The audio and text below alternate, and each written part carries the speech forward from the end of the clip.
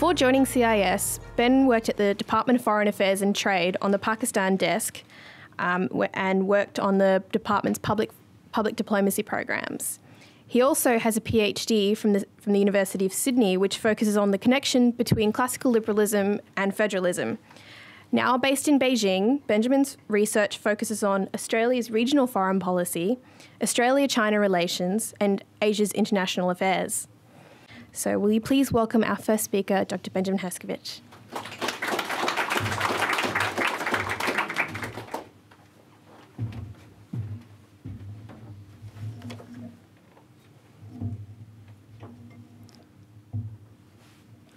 Thank you very much, Trish, for the introduction, and thank you all for being here. It's great to see so many faces. It's a real honor also to be speaking alongside Peter and shortly Kerry. Almost exactly a year ago, I was in Beijing giving a similar style of presentation at a similar type of institution at a think tank there. It was an audience that was a mix of expats and Beijingers. And there was a Q&A session following the formal presentation. There was one particular Chinese questioner who was responding to something that in particular I'd said, which was about the importance of the enduring US security role in the Asia Pacific for Australia, for Japan, and for a whole host of other countries in the region. And he responded with a fairly strong and forceful argument. This is not verbatim, but roughly his question-cum statement was, your opinions reflect the Australian view, the very, very naive Australian view. You think that we can all just get along. You think that things can stay the same. This is all deluded wishful thinking. Things have changed fundamentally, and you have to make a choice. Either you continue to rely on the protection of your old, powerful friend on the other side of the Pacific Ocean, or you accept that we're in a new world now. In this new world, things are not going to work as they did during the period of unrivaled US leadership. That period of world history is dead, and your way of thinking must now die too. Understandably, in response to a pretty strong statement like that, the room bristled a little bit. Usually, foreign policy debate and analysis is a pretty polite affair. People tend to be unfailingly diplomatic, leaving aside a few figures like Greg Sheridan. But this speaker really broke with protocol, and it was a little confronting, but also really refreshing and really useful because it crystallized, I suppose, what a lot of people focused on these issues might suspect from time to time or might have in the back of their minds. And that is that nations like Australia across the Asia-Pacific region need to make a choice between China and the United States. They need to either get with the program and embrace Chinese leadership of the region, or fight in vain and cling to the old US-led order in the region. When views are put in such stark terms, it's tempting to dismiss them and maybe just say, well, this is just the views of one eccentric questioner at a think tank event. But I think in this particular case, it's really not possible to do that. And recent events in the Asia-Pacific seem to suggest that the questioner was prescient in the comment that he made. And when I say that, I'm thinking specifically of the recent AIIB debacle. So this was the proposed Asia Infrastructure Investment Bank, Chinese proposed $100 billion US dollars, resisted strongly by the United States, deep-seated US suspicions about governance standards, and as a result of this, Washington lobbied very, very heavily across the region, in Tokyo, in Canberra, in Seoul. John Kerry was on the phone trying to get a whole host of US partners and allies to not join up with China in the AIIB. The first striking thing is that the spectacular failure of US diplomacy on the AIIB highlights that, in some respects, there is a very stark choice that now confronts the region between the United States and China. The United States was resisting this Chinese initiative, and China was encouraging all countries in the region to take part. And the other key thing that it highlights is that not only is there now seemingly a stark choice between China and the United States, but the United States seems to be on the losing side in this. So despite all the US diplomatic lobbying across the region and in Europe, the AIIB went through and now seems to be a great success, at least in its early stages. Huge numbers of countries joining as founding members. In fact, the only significant US ally and partner that still seems to be outside the institution is Japan, and there's even speculation that at some point Japan will sign up as well, though admittedly not as a founding partner. So we have not only a choice between the United States and China, as the questioner suggested, but it seems like also, as the questioner suggested, China is on the long-term winning side in this competition for influence.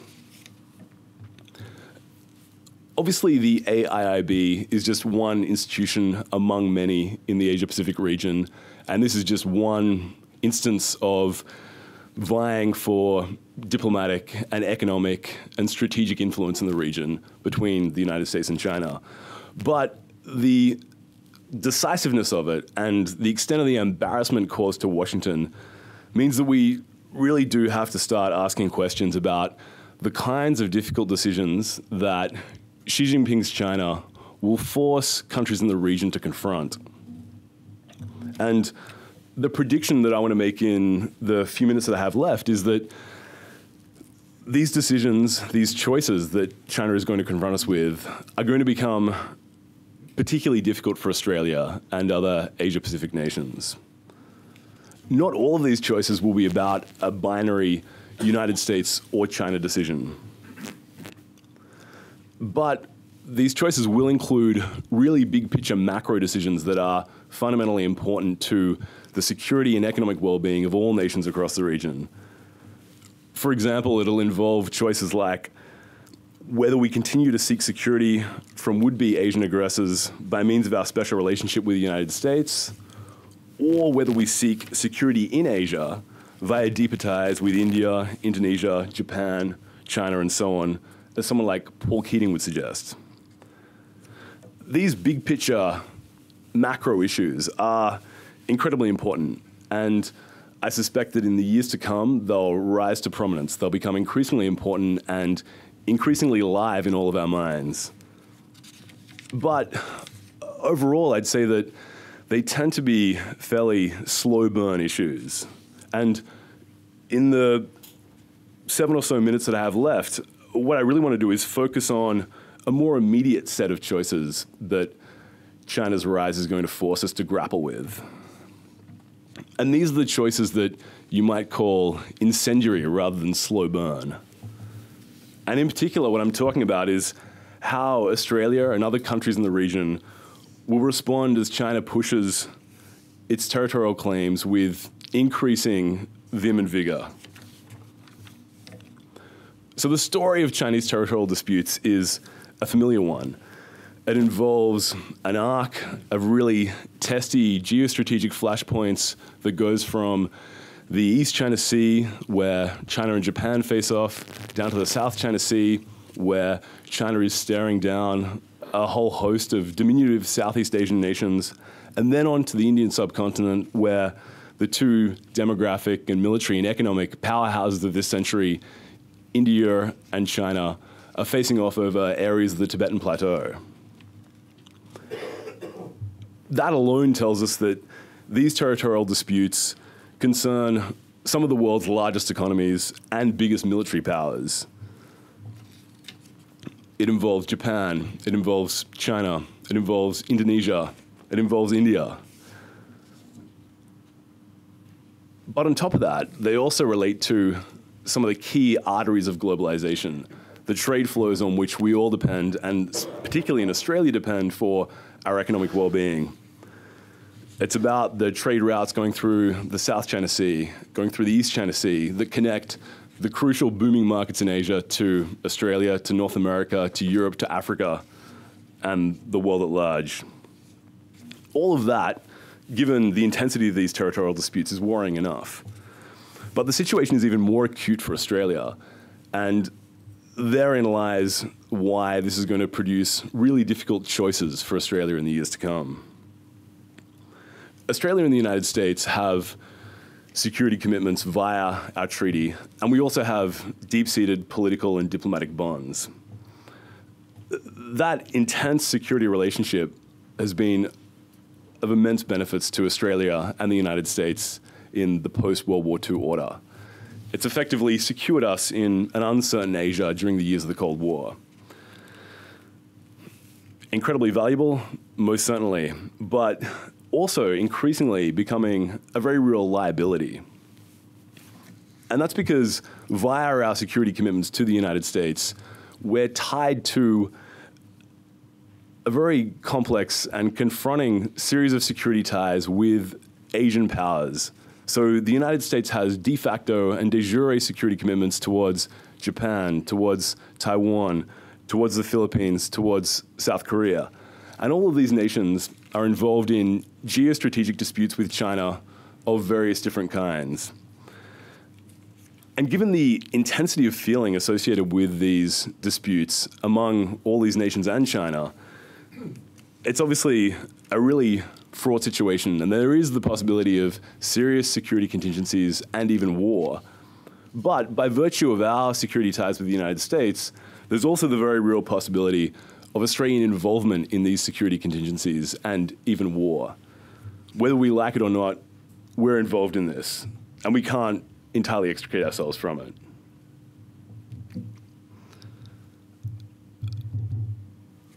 It perhaps becomes pointiest and most obvious if you take a particular case and then the choices that we're confronted with become really, really difficult to grapple with. So in the East China Sea, you've got the Senkaku-Jiao Islands. These islands are Japanese administered, but Chinese claimed. And President Barack Obama, highest level of the US political system, as well as a whole host of other US officials, have made really strong statements about the US stance vis-a-vis the Senkaku-Jiao Islands. The claim is that the US-Japanese treaty applies to them. And that means that if there is a Chinese attack on these islands, and if Japan invokes the treaty, that obligates the United States to coordinate a response with Japan. For Japan, the stakes are even higher. These islands are a matter of national pride. It's essentially a political non-negotiable for any Japanese political leader.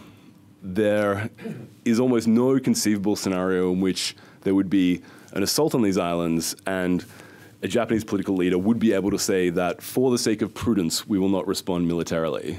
It's a given that that will take place. And then for China, the stakes are also incredibly high. The Senkaku-Jiao Islands and the dispute in the East China Sea is a matter of core national interest.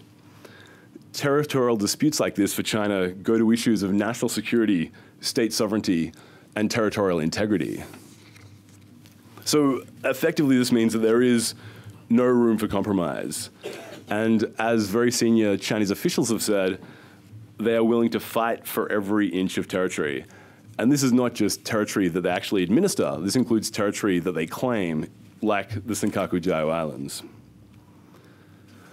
In response to this swirling mess of security obligations and geostrategic disputes, Australia's view is very reasonable and sound. We say we make no comment about final claims to sovereignty. We oppose all coercive measures in these disputes. And we support peaceful means of resolving these territorial disputes. This is a very solid, DFAT-approved, rigorous Australian response, but it's very, very far from being a well-thought-out and effective strategy to deal with the kinds of choices that the territorial dispute in the East China Sea and a whole host of other Chinese territorial disputes are going to throw at us in the years to come. What if China ramps up its incursions into Japanese-administered airspace? Do we stay quiet? Or do we stick our neck out diplomatically for Japan? How would Canberra respond under pressure from Tokyo and Washington to join in maritime patrols in the East China Sea to ward off Chinese intrusions? How much could Canberra afford to punish Beijing diplomatically if the Chinese Navy clashed with the Japanese Coast Guard? And how would we respond if the United States asked Australia to join a multilateral force to push China out of the Senkaku-Diaoyu Islands in the event of Chinese aggression? And the questions go on. Given Chinese commitments, and these commitments are deep, to regaining what Beijing considers to be lost territory, confronting these choices is not just possible, but arguably quite likely at some point in the years to come. Now, in the East China Sea, as elsewhere, we obviously all hope for peace. But even if, and this is obviously the crucial big if, the hopes for peace are well-founded, we still need strategies for dealing with choices that might emerge from dashed hopes. This isn't academic, and it's not in a far-off land. It's in our neighborhood, and it concerns our strongest ally, and it concerns our largest trading partners. We all hope, and I think we probably have good reason to expect, that behind closed doors in the Department of Foreign Affairs and Trade, in the Office of National Assessments, in the Department of Defense, they're game-playing all of these possibilities. They're considering precisely what the push points are for the various different players involved and considering a cost-benefit analysis of how we should respond in these cases. That's wonderful, and we should all be very supportive of that. But these questions are not just a matter for well-trained, exceptionally well-informed bureaucrats. These are fundamentally matters of Australian public interest. They speak to our relationship with the region's future most powerful nation. They speak to our relations with our most important economic partner, our old and deep friend in a security partner, and our relations with a whole host of middle and great Asian powers. And that means that there needs to be some kind of national conversation about how we deal with these choices and the kinds of trade-offs we're willing to make. I don't want to leave you with a bleak picture, though. Asia is obviously not the Middle East. If you're at a conference in Beijing or Shanghai talking about strategic issues or foreign policy, you'll have officials, academics, journalists from Japan, from China, from Australia, from South Korea, all in the room together, talking rationally and calmly about all these kinds of strategic issues. Not only that, but they all claim to want the same thing vis-a-vis territorial disputes, at least at the macro level. All the players involved want a peaceful resolution of the territorial disputes, and they want to continue enjoying the massive economic boom that Asia has benefited from over the last few decades. But sometimes countries, like groups of individuals, end up with results that none of them intended, including even war. And to avoid that kind of outcome, I think we need to start carefully thinking through China's territorial disputes, and crucially for Australia, the types of choices they're likely to force upon us and how we're preparing ourselves to deal with those choices. Obviously, we shouldn't rush to accept the kind of ominous implications of the statement made by the Chinese questioner I mentioned at the beginning. We should not fatalistically adopt a really obsequious and pliant attitude towards China and just give up on the East and South China Seas and treat them like Chinese lakes. But we also have to accept that if we do not cave in to Beijing's demands, China's rise will almost inevitably force new and difficult choices on Australia and other Asia-Pacific nations. And to not acknowledge this is to ignore some basic facts. And to not plan for these choices and how we're going to grapple with them would be, I think, deeply irresponsible. Thank you very much.